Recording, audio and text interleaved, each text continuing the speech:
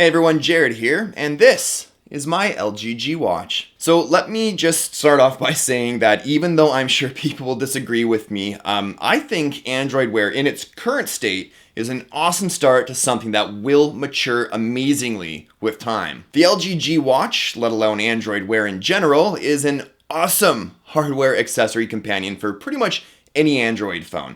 For me, I was really most excited for the compatible app notifications like Gmail, SMS, Hangouts, and lots of others. There's just something so cool about having your phone in your pocket while driving, and then you receive a text or email and just glancing at your watch quickly to see the subject or who it's from. And although the title of this video is based on reviewing the G Watch, it's also sort of a review of Android Wear at the same time. That said, when Android Wear was first released, other reviewers were quick to judge the G Watch and Android Wear in general as being limited in functionality and as such isn't worth your money. But the thing is, Android Wear is a whole new ballgame and kinda sorta a whole new OS in a matter of speaking. An OS that hasn't even really been out for much more than 30 days, and it's already had an insane amount of new functionality added to it by third-party app devs. I mean, look at my good friend Armando's video where he demos different home automation actions using his LG G Watch with Android Wear. Now, thanks to Tasker and a couple of other apps, you can get some crazy functionality out of your Android Wear watch, or in this case, your LG G Watch. By the way, a link to his video, which you should check out, will be in the description below. Now, the G Watch comes with a bunch of preloaded watch faces for you. Some I'm not really big on, and others aren't too bad. But if you take a few minutes and go through the Play Store, you'll find a lot of really nice watch faces already there. In fact, I liked one so much I even paid for it, and in case you were wondering, it's called Wear Time Circuit. I think it was like $1, but I thought it looked really classy and geeky at the same time, so I just had to have it. Now, one of the complaints from several people and even other reviewers was the frustration with navigating the menus, and I totally understand where they're coming from. For instance, if you want to access an app, you have to tap the screen, scroll down to start, and then tap that, and then scroll through the list of apps you've downloaded. But that's no excuse not to get the G Watch, or really any Android Wear device for that matter, because of course, there's an app for that.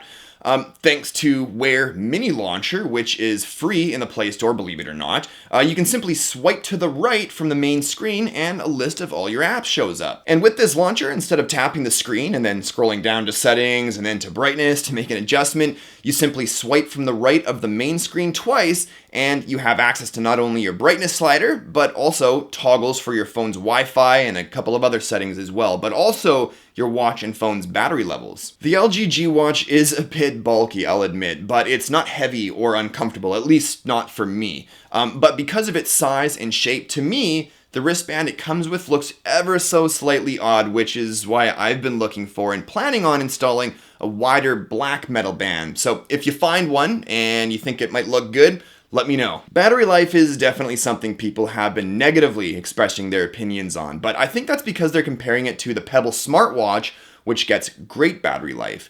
But I don't think that's fair. Now, I'll take a smartwatch with a color touch display, the always connected Google Now, and everything Android Wear comes with, over a watch with a boring e-ink display and hard to set up functions any day. But on average, I'm usually able to get a day and a half out of my watch. Sometimes I can even squeeze a full 2 days out of it as long as I have the brightness set to minimum.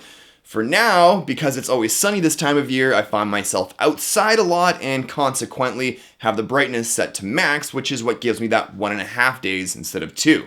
You can also mute the notifications so that it doesn't use the vibration motor to save even more battery life. So yes, the display can be hard to see in direct sunlight, but no more than most phones are. I would have to say that most of the time when outdoors with the brightness set to max, I don't have much trouble at all making out what I'm looking at. And as we eventually move into the colder months where there isn't much sun but more clouds and overcasts, I think outdoors with the brightness set to max or even 50%, you shouldn't have any troubles at all seeing the display just fine. And that actually brings me to the charging dock. Several other reviewers have said that they prefer the charging dock / clip of the Samsung Gear Live because you don't have to have the wristband open to charge it like you do on the LG G Watch. Well, I have absolutely no clue what the hell they're talking about because I can charge the G Watch with the wristband closed too. But if you have to charge your watch, you have to take the damn thing off anyways. And the magnetic attachment method of the G Watch's charging dock is a way better charging solution over the clip-on method that comes with the Gear Live. I mean, hey, Some might completely disagree with me there, but I think the magnetic charge dock is way more convenient and cool, and because the dock has that sort of micro suction cup strip on the bottom, you don't have to worry about cables dragging it off the table and having it fall on the floor. So the watch is waterproof. You can take it in the shower with you, yes, but just be warned, having it under running water will cause the display to register with touches and all sorts of weird stuff will start happening. I personally wanted to use it in the shower so that I can control the music I was listening to, and although it obviously works, after I skipped to a song I liked, running my wrist past the running water would sometimes skip the track I was listening to, causing me to just take it off and set it aside.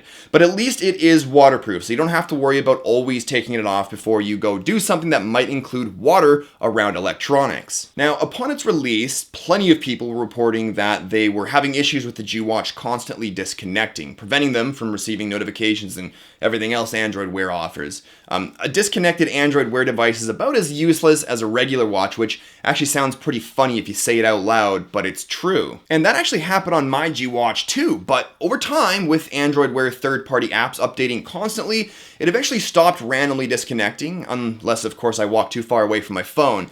It still happens here and there, but it's so rare that I hardly ever notice, and when it does, it quickly connects itself again. One thing I did want to bring up that I'm not too happy with is that the step counter, at least in my experiences, has been terribly inaccurate. I mean, I could start off with 0 steps and then walk down the stairs to the kitchen, grab a drink, and by the time I've come back upstairs, it's registered something like 300 or 400 steps taken, which clearly isn't correct. And so I started receiving the step counter cards showing up among the other cards, but I didn't want to see it anymore because I knew it wasn't accurate.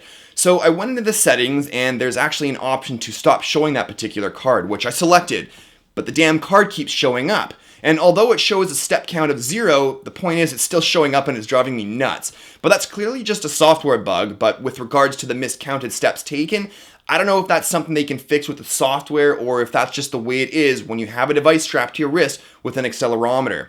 Obviously, certain movements with your arm confuses the G-Watch into thinking that they're natural arm waves while walking, but instead, you could just be reaching for something. Either way, not happy with its accuracy. Android Wear is heavily reliant on the deep integration of Google Now. It takes a bit to learn and get used to all the commands, but it happens quickly.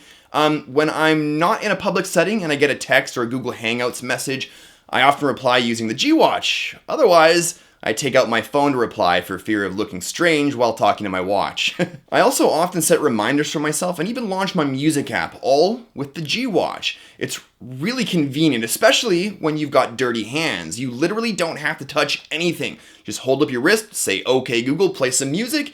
It might take a few seconds to kick in, but the point is, it works. So all in all, I think the LG G-Watch in its current state is awesome. I know we're all waiting for the Moto 360 to arrive with slightly better specs and a much better display than what's currently available right now, but with the G-Watch, you still get full Android Wear functionality with the awesome deep integration of Google Now to familiarize yourself with all the commands. That way, when the Moto 360 drops, as well as other new and improved Android Wear watches start hitting the market, you'll be well versed in Android Wear and can hit the ground running. Hopefully those watches can count those steps taken when you do. But that's it for this one, everyone. Long story short, I think the G-Watch and just Android Wear in general is an awesome thing, and I'm really excited to watch, no pun intended, as it matures as an OS. But anyways, if you like this video, show me some love and tap that like button down below. And if you're new here, don't forget to subscribe to stay up to date on all of my future videos. Thanks as always for watching, and I'll talk to you all in the next one. Cheers. This video is sponsored by UnlockThatPhone.com. Unlock any phone, any carrier, worldwide. Visit UnlockThatPhone.com for more information.